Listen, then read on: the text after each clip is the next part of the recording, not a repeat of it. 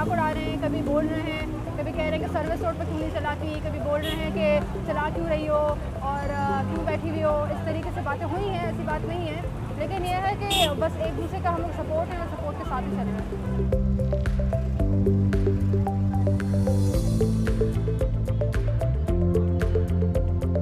गिरेंगे नहीं, सीखेंगे नहीं। मैं अभी राइडिंग कर रही थी, गिर जाते, लड़के भी गिर जाते, लेकिन मैंने कुछ नेगेटिव कमेंट सुने कि हाँ लड़की है गिर गई।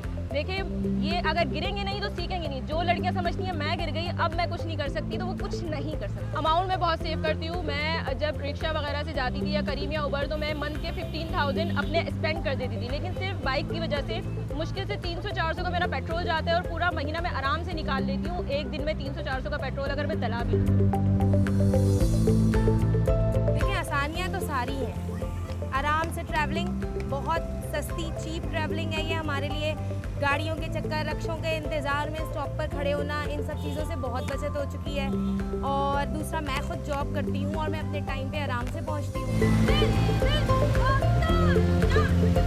माशरा तैयार किसी का लड़कियों के लिए तो बिल्कुल नहीं होता, लेकिन आज की रैली का मकसद यही है कि जिनको नहीं है वो भी करें। माशरे को तैयार हमने करना है और आज की रैली से इंशाल्लाह तैयार करेंगे।